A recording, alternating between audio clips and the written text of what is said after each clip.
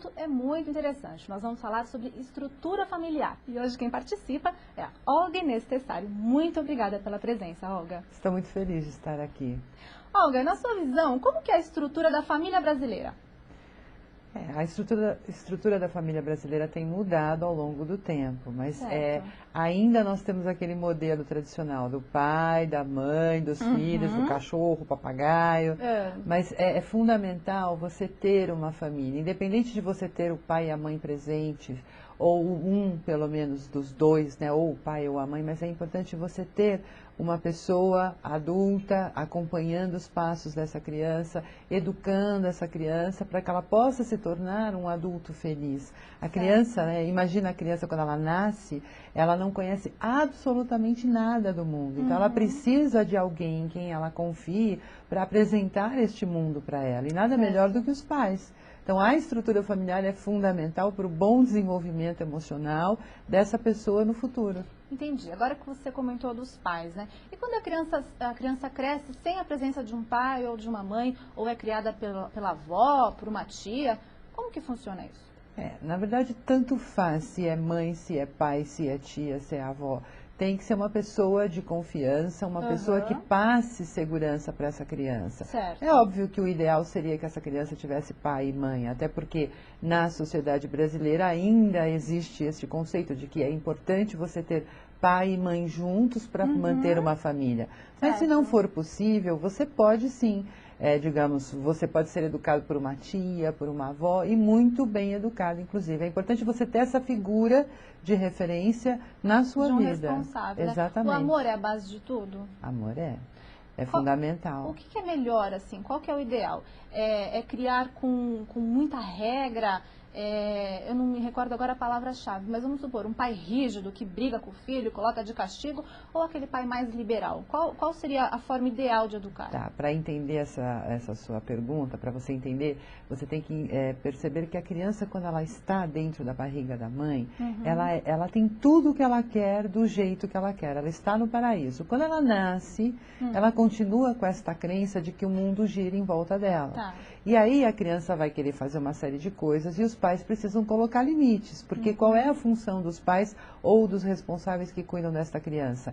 Ensinar para ela como é o mundo lá fora, para que ela possa se dar bem no mundo lá fora. Então, o limite é importante. Agora, os pais precisam entender que esta criança, ela quer conhecer o mundo, então ela tem a curiosidade de conhecer o mundo e muitas vezes ela não faz por mal. Então, como que os pais devem agir? Nenhum extremo, nenhum outro, nem muito rígido, nem muito liberal, mas é um meio termo entre os dois. Balanceado, né? Exato. E sempre explicando para esta criança. Então, por exemplo, a criança foi lá e quebrou um objeto de muito valor para uma pessoa da família. A pessoa fica com muita raiva, o primeiro ímpeto, quando nós estamos com raiva, é querer bater.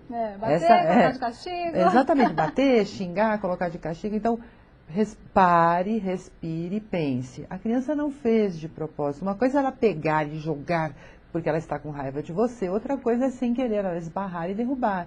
Então vá lá, converse com a criança e diga, olha, você fez uma coisa errada, você não tomou cuidado, você quebrou um objeto muito importante, então agora você tem um preço a pagar pelo seu erro.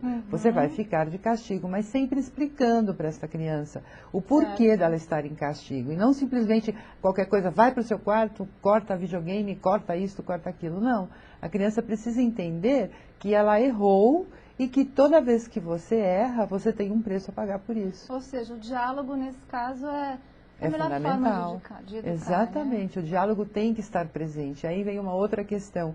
Os pais, muitas vezes, por conta do seu trabalho, das suas atividades, eles muitas vezes não têm tempo para dialogar com seus filhos. Então é muito mais fácil, vai para o seu quarto e acabou, do que conversar. Dificilmente almoça ou janta com o filho, né? Exatamente, mas é importante que eles entendam que a partir do momento em que eles geraram um filho, eles são responsáveis por esse filho. Então eles precisam se organizar para que eles tenham um tempo. E esse tempo pode ser curto, coisa de 20 minutos, meia hora por dia, para conversar com o filho, para dar atenção para esse filho. Então, como foi seu dia, filho?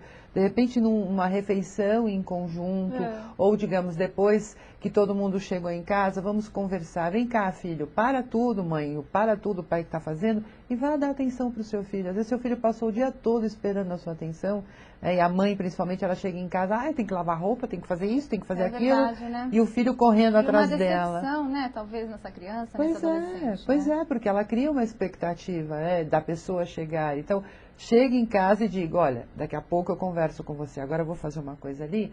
Então, vem cá, filho, vem me ajudar. Né? Vai mexendo arroz, esquentando feijão e conversando com o filho. Pois é, e pedir para o filho ajudar, inclusive. Ao invés do filho ficar lá na sala, vem cá para a cozinha, me ajude, né? Dentro da limitação da criança, me ajude, lave uma louça, arrume a mesa. Junta o útil com o agradável, Exatamente. Né? Você tem um site ou telefone para divulgar? Eu tenho o meu site, que é o www.ajudaemocional.com, não tem BR. Lá tem mais textos sobre o assunto.